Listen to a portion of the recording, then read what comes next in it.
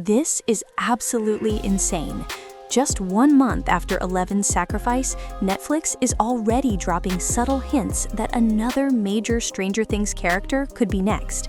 At the same time, a hidden creature from the Upside Down is quietly rewriting everything we thought we understood about the series. And as if that wasn't enough, Steve Harrington's confirmed return in 2026 is reopening one of the most emotional and unresolved storylines from Season 5. In this video, we're connecting every single one of these clues to reveal what Netflix might really be planning for the future of Stranger Things. Because none of this is random, everything is connected. And make sure you stay until the very end, because there's one detail almost nobody has noticed, and once you see it, you can't unsee it. The news that Stranger Things Tales from 85 introduces at least 2 brand new characters to an already massive cast strongly suggests something important and potentially devastating. Spin-offs like this almost always exist for one reason: to create consequences without breaking canon, and that usually means characters die. When Stranger Things ended, reactions were split. Many fans praised the ambiguity surrounding Eleven's fate, calling it poetic, mature, and emotionally earned. But a loud group of viewers felt betrayed. They wanted clarity. They wanted answers. And that disappointment quickly gave birth to a conspiracy theory that spread like wildfire across social media. It became known as Conformity-gate.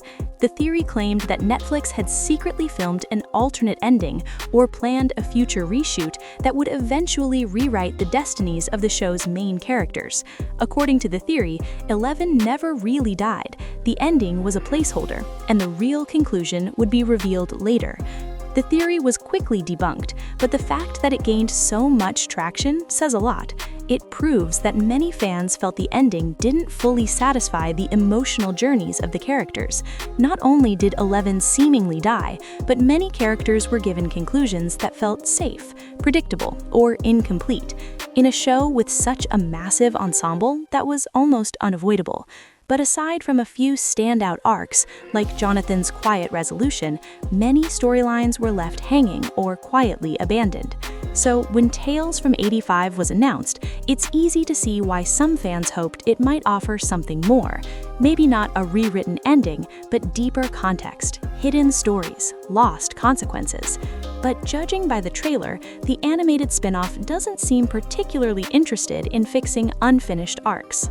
Set between seasons 2 and 3, Tales from 85 follows Dustin, Mike, Eleven, Lucas, and Max as they face new threats in Hawkins.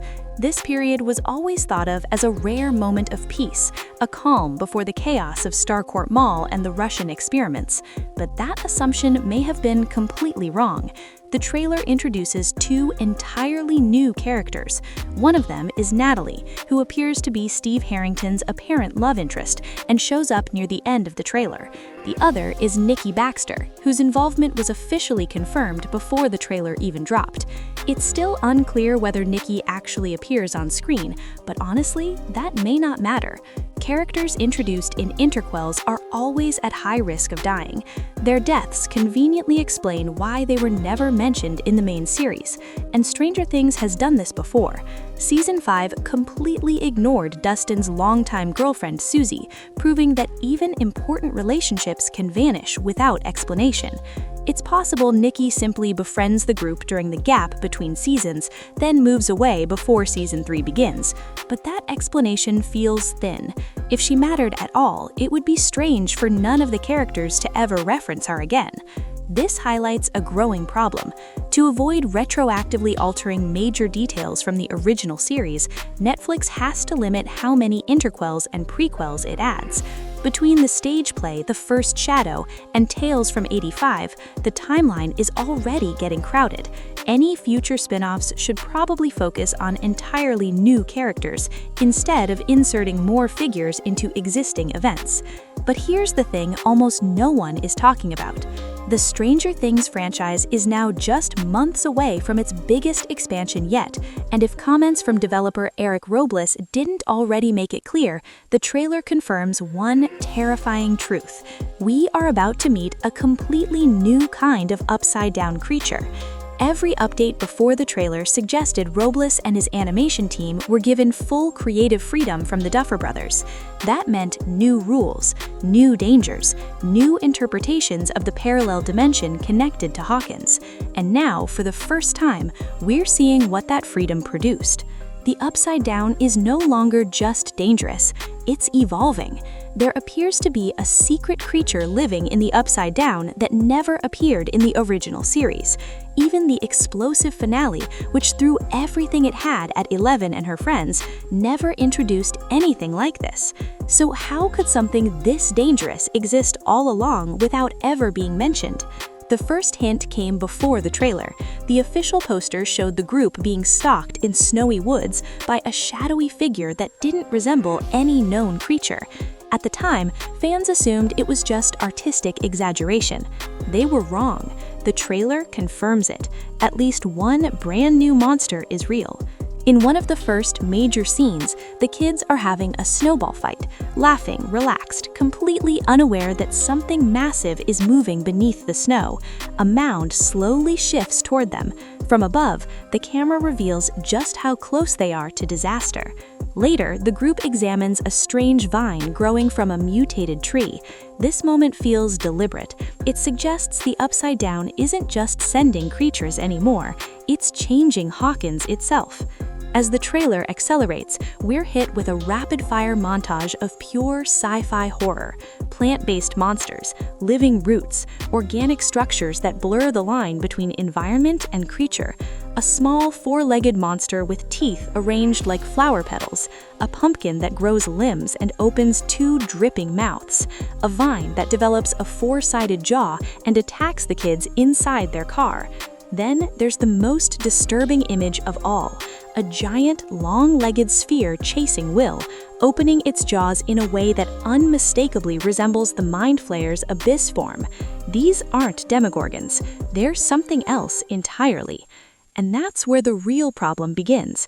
Tales from '85 is set in the winter of 1985, a time that was always considered quiet, but now the spin-off is suggesting Hawkins faced some of its most dangerous threats during that period. So why were they never mentioned?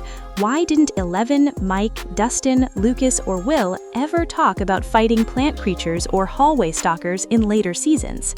Because of this, Tales from '85 is quietly rewriting established lore. The show now has to explain why these events were forgotten, suppressed, hidden, covered up, or erased from reality itself. Without a strong explanation, fans will see this as a major inconsistency, and hardcore Stranger Things viewers notice everything. And this isn't new. In later seasons, especially season 5, many fans felt the dangers of the Upside Down were suddenly minimized. Rules shifted, stakes changed, threats that once felt overwhelming became manageable. If Tales from '85 introduces too many new monsters without properly connecting them, it risks repeating that mistake. But if done right, these creatures could be early experiments, failed evolutions, prototypes of Vecca and the Mind Flayer, evidence that the Upside Down was learning, adapting, preparing for its final invasion. In that case, this spin-off wouldn't rewrite history, it would reveal the parts we were never meant to see, and that could change how we understand Stranger Things forever. But there's an even bigger issue.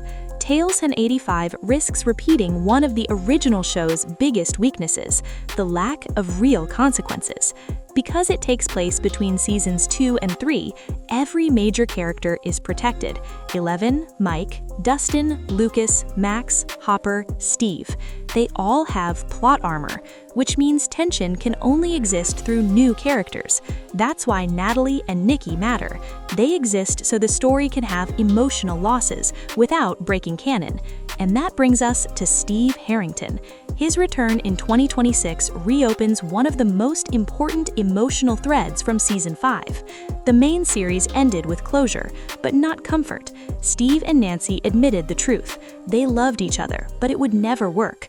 Tales from '85 revisits that relationship before its final end. In the final trailer scene, Natalie confesses her feelings. Steve doesn't respond romantically. Instead, he says, "I always had a crush on you too, Nancy." It's quiet, subtle, and devastating. This isn't cheap nostalgia, it's emotional context. It shows Steve and Nancy when things were still unresolved, before the weight of the end of the world crushed their future. If handled well, this could make Steve's Season 5 arc even more powerful in hindsight. Ultimately, Tales from 85 walks a dangerous line. It must create tension without killing legacy characters, expand lore without contradicting it, revisit romance without cheapening its conclusion. If it succeeds, it could become one of the most meaningful chapters in the Stranger Things universe. If it fails, it risks becoming nothing more than a safe, nostalgic side story. Everything depends on how bold Netflix is willing to be.